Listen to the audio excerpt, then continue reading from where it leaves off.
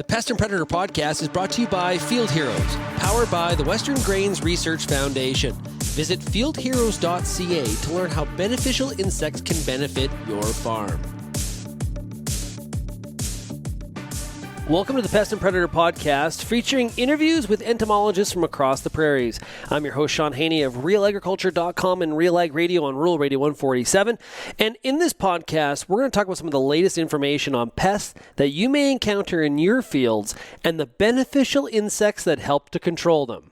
Today on the Pest and Predator Podcast, our guest is Dr. John Gavloski. He's an entomologist with Manitoba Agriculture and Resource Development. On Twitter, he is at John the Bug Guy. John, great to talk with you. Thanks a lot for joining us here on the Pest and Predator Podcast. Oh, you're welcome. Okay, let's get to it here. Why is it important to conserve beneficial insects? Yeah, great question. Actually, to begin with, to farm most economically and efficiently, the way we view insects and the way we react to insects is very important. Now, you've got those species of insects that do feed on crops, your potential pests, and at high enough levels, these certainly can cause economic damage.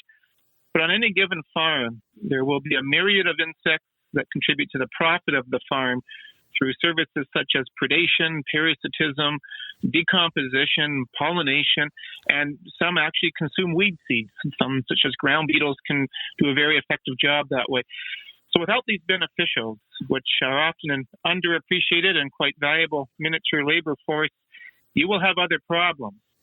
Now, the challenge for a farmer or agronomist is how to manage the potential pests when levels get too high, while minimizing harm to the many beneficial insects. Yeah, we kind of got into this mode of thinking where insects were like weeds. We had to eradicate them, right? And in the case of weeds, the science shows that, getting your crop off to a clean start is optimal from a yield standpoint. On the insect side, though, they're not all created equal. There's some insects that are working for you for free. You said the miniature labor force. I like that. Beneficials they're out there doing the job for you. Yeah, and the thinking needs to be a bit different because once again, you do have some that are helping to increase the profit of the farm. In fact, you've got a lot on any given farm that are doing that. So why not try to make the most of that valuable resource? So, John, what steps are necessary to minimize unnecessary insecticide use? Okay, so to maximize profit for those potential pest insects, you need to determine if the damage they are causing is close to or at least equal to what it would cost to control the insect. So this point where the value of the crop loss expected equals the cost of management, we call that the economic injury level. And we know what this economic level is for many crop-feeding insects. For some insects, though, we may even recommend to manage them a bit below this economic injury level. We call this the economic threshold, especially if it becomes apparent that natural enemies aren't properly containing them. Then certainly you have to do something. Now, just to use an example here, soybean aphids, in some years they can be an economic problem on soybeans. But it takes a lot of soybean aphids per plant to cause injury that is economically damaging.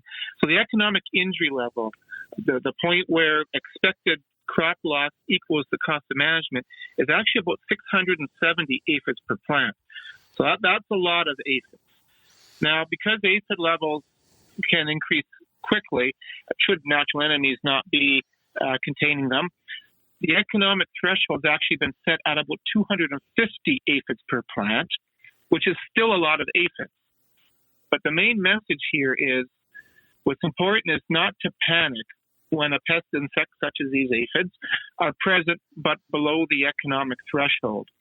So the example of the soybean aphids, we've seen times when aphid levels were very noticeable on the plants and close to economic threshold, but the aphid levels started to decline once some of the natural enemies became more abundant in the fields. How much does choice of insecticide matter in trying to conserve beneficial insects? Short answer is it can matter a lot. So using our example of soybean aphids, there's some insecticides that are broad spectrum, which means they will kill almost all insects, including those beneficial insects that contribute to your farm profit.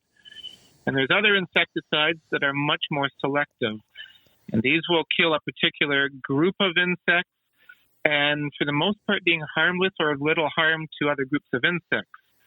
So by using these more selective products, if control is needed, you can minimize what we call collateral damage. You can achieve your goal of managing the insects to get the economic levels down while maintaining the insects that prey on your crop feeders and the other insects contributing to your farm's profit. And if you're not sure what these more selective insect management options are, contact an agronomist or extension entomologist. We can help you find a suitable choice. So we've talked about product choice. What about application pattern? Does that help conserve beneficial insects? It can. Some potential pest insects, such as cutworms, may occur in distinct patches, and managing them over a whole field might not be necessary. There's other crop-feeding insects that are quite mobile, and if control is needed, the control might be able to be applied in patches, and the insect would then inadvertently do the work for you by moving from the untreated to the treated areas. This technique's actually been well researched for grasshoppers and rangelands, where insecticides were applied in strips.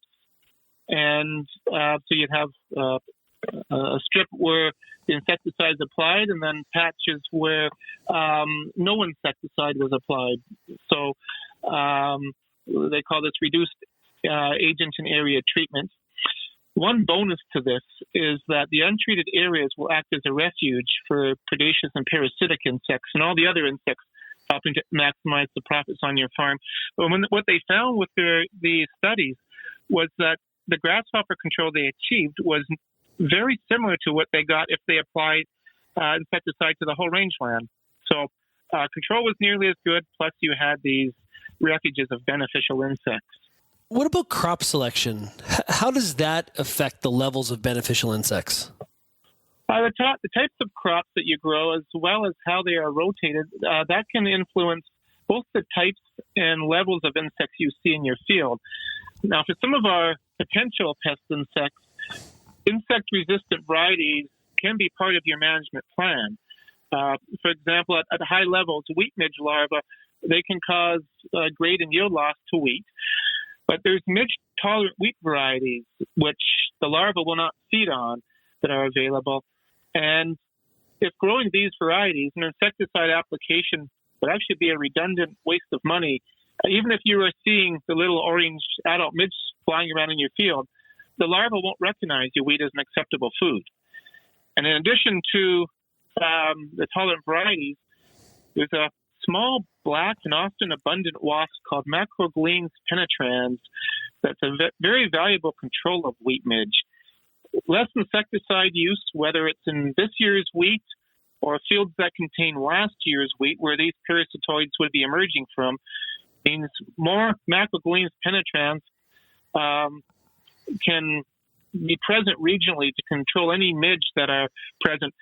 When you use these midge-tolerant varieties, there is a susceptible refuge built in with these varieties. So you might get very small levels of wheat midge in these susceptible refuges. The parasitoids will be able to feed on these, hopefully keep their numbers down, and it will keep the parasitoid levels going as well. Now, the other thing I should mention is abundant flowering vegetation over the course of the growing season can be very important as well. The adult stage of many parasitic wasps and many predaceous and parasitic flies eat pollen and nectar, while the larval stages feed on the potential pest insects. So abundant flowering vegetation throughout the growing season, that will certainly help the beneficials. So a lot of our discussion here has been about conserving the population of beneficial insects. Is there anything I can do as a farmer to build the population and to attract them? Once again, the flowering vegetation is an important part, especially for the parasitoids, because the way parasitoids work, it's their young stage that feeds inside the pest insects, eventually killing them. the adults, they don't feed on other insects. They're feeding on nectar and pollen. So having, again, some flowering vegetation present, whether it's patches within the field or around the field, that will help bring in and keep the levels high, hopefully, of some of these parasitoids. For the predators, a lot is going to depend on food availability. So if you are trying to attract lady beetles, but you don't have a lot of aphids, they will go to where there's aphids. So they will move from field to field throughout the growing season, wherever the food is most abundant. Any final advice on conserving beneficial insects for the audience? Yeah, so to recap, there's a large number of beneficial insects that are needed to help maximize the profit of a farm. And you want to encourage and protect this free farm labor the best that you can. So, and what might seem to be conflicting goals, there are some potential pest insects that at times you may need to manage, but there's techniques and tools such as those we just covered that can help achieve adequate pest management while minimizing the collateral damage to your miniature and hopefully large labor force of beneficial insects. But it all starts with the proper attitude. To farm most economically and efficiently, the way we view and react to insects is very important. Very, very interesting stuff. There is a lot happening inside that canopy. And best of all, some of this activity is working for you for free to improve your return on investment. Dr. Gavloski, thank you so much for joining us here today on the Pest and Predator Podcast. Okay, thank you. I hope you enjoyed this episode of the Pest and Predator Podcast. It's brought to you by Field Heroes, powered by the Western Grains Research Foundation. Visit fieldheroes.ca to learn how beneficial insects can benefit your farm.